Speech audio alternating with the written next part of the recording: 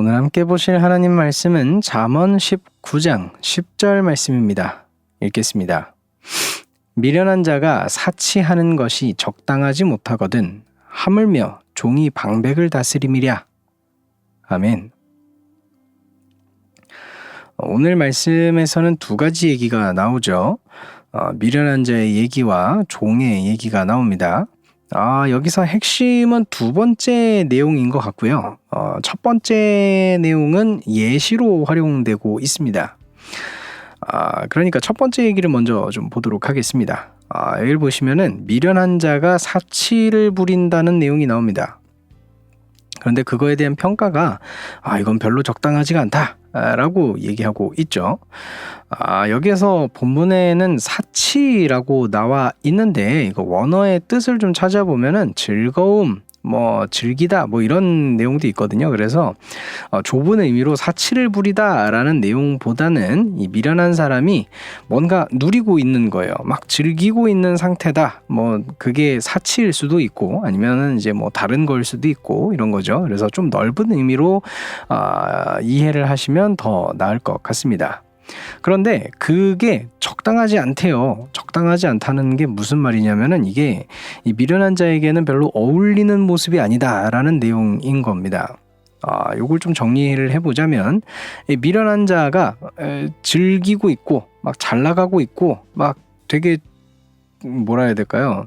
좋아하는 모습, 이런 모습으로 보이면서 이제 살고 있어요. 그러면은 그 모습을 보면서 눈살이 찌푸려진다는 겁니다. 이거 별로 안 어울린다는 이야기고, 이게 되게 자연스럽지 않은 상황이다라고 얘기해주고 있는 것이죠. 이렇게 얘기를 하고 나면은 조금 의문이 생기실 수도 있어요. 아니, 미련한 사람은 그러면은 즐거운 일이 있으면 안 된다는 얘기인가? 머리가 좀 안 좋으면은 언제나 이렇게 좋지 않은 상태로 있어야 된다는 건가? 이렇게 생각하실 수도 있는데, 그러니까 길게 하면은 또 내용이 막 길어져가지고 짧게만 좀 말씀드리자면 이런 겁니다.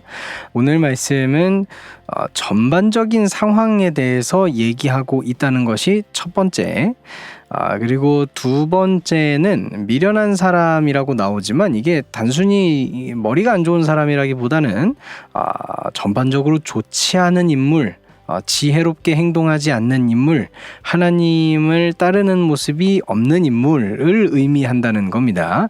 마지막으로 이 사람의 미련함이라는 척도는 내가 봤을 때 이 사람 미련한 사람이다 라고 이해하면서 본다고 생각하시면 이게 그래서 여기에서는 미련한 사람을 무조건적으로 이렇게 보는 거구나 라고 생각하실 수 있을 겁니다.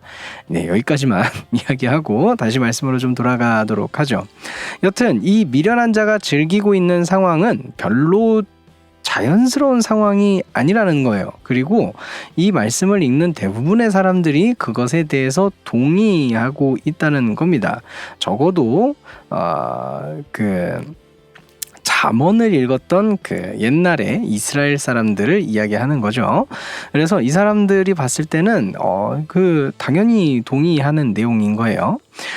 여튼 그렇기 때문에 오늘 성경은 이것을 예시로 활용합니다. 그래서 앞에 미련한 자가 이렇게 되지 않느냐, 그런데 하물며 하면서 그 다음 말씀이 나오는 겁니다. 자, 뒷말씀을 한번 보시죠. 어떤 내용이 나오죠? 종이, 그러니까 낮은 자리에 있는 사람이 방백은 관리자, 지도자, 이런 사람들을 방백이라고 얘기합니다. 한 나라의 수장일 수도 있고 한 민족의 수장일 수도 있고 어떤 지역의 수장일 수도 있습니다. 그런 사람들을 방백이라고 얘기하는데, 그러니까 적어도 이 사람들이 누구의 밑에 있는 사람을 가리키는 단어라기보다는 높은 위치에 있는 사람들을 가리키는 단어죠. 그래서 종은 낮은 사람인 거고, 이 낮은 자리에 있는 사람이 방백이라는 높은 위치에 있는 사람을 다스리고 있어요. 자연스럽지가 않죠? 뭔가 이상하죠? 네, 그렇다는 겁니다. 이거는 굉장히 부자연스러운 상황이고 이치에 맞지 않는다. 하물며 이거는 말이 안 되는 상황 아니냐라고 이렇게 얘기를 하고 있는 것입니다. 자, 그래서 오늘 말씀은 무슨 이야기를 하고 싶은 걸까요? 그러니 어떻게 해야 된다는 말이죠? 자연스럽게 되어야 한다는 말입니다. 종은 종의 자리로 가야 한다는 것이고, 방백은 방백의 자리로 가야 한다는 이야기라는 것이죠. 자, 뒷말씀이 그렇게 됐다는 이야기는 앞에도 당연히 그런 것들, 부자연스러움이 없어져야 된다는 이야기니까 미련한 자는 그 미련함의 부작용을 겪고 있는 게 자연스러운 상황이라고 얘기해주고 있는 것이고, 그래서 이런 모습으로 돌아가야 된다는 이야기를 해주고 있다는 것입니다. 이 말씀은요, 되게 짧은 말씀이지만 되게 여러 가지를 생각하게 하는데, 그 중에 몇 가지를 좀 나눠보고자 합니다. 일단 이 말씀이 쓰여진 거잖아요. 자, 이 말씀이 쓰여졌다는 이야기는 지금 이 말씀을 썼던 사람이 본 그 어떤 사회일 수도 있고 상황일 수도 있는데, 그 상황 속에서는 오늘 말씀에서 말하는 교훈이 일어나지 않았다는 이야기입니다. 지금 말도 안 되는 상황, 그 자연스럽지 않은 상황이 이 말을 썼던 사람의 눈앞에 펼쳐져 있었다는 거예요. 무슨 말입니까? 종이 방백을 다스리는 일이 있었다는 겁니다. 그래서 이건 아무리 생각해도 옳지 않아. 너희들 이거에 동의하지? 이게 별로 옳지가 않으니까 어떻게 해야 돼? 돌아가야 돼. 그래서 이 말씀의 교훈을 남겼다는 걸 우리가 생각해 볼 수 있습니다. 자, 두 번째로 자세한 설명은 좀 힘들더라도 이게 좀 말이 장황해지고 많이 그렇게 얘기할 것들도 많고 하더라도 적어도 모두가 고개를 끄덕일 만한, 설명은 좀 힘들어도 모두가 다 동의할 만한 어떤 사회적인 모습, 그리고 자연스러운 방향이라는 게 우리가 살고 있는 사회 혹은 인간관계, 어쩌면 자연, 이런 것들에 그게 있다는 겁니다. 방향이 있다는 겁니다. 모습이 있다는 겁니다. 모두가 동의할 만한 어떤 것이 있다는 것이죠. 자, 세 번째로, 이것 때문에 오늘 말씀이 일종의 교훈만으로 끝나지 않고 말씀이 되는 건데, 세 번째로 우리의 신앙생활이 마치 오늘 말씀의 모습과도 같다는 걸 생각하게 합니다. 분명히 하나님은 신이시죠.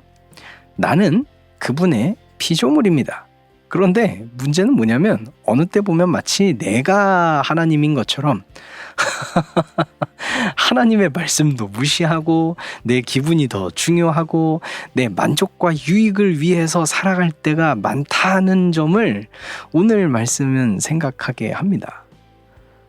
그리고 그것은 자연스럽지 않은 모습, 좋지 않은 모습이고, 오늘 말씀의 교훈에 따르자면 자연스러운 모습으로 돌아가야 합니다.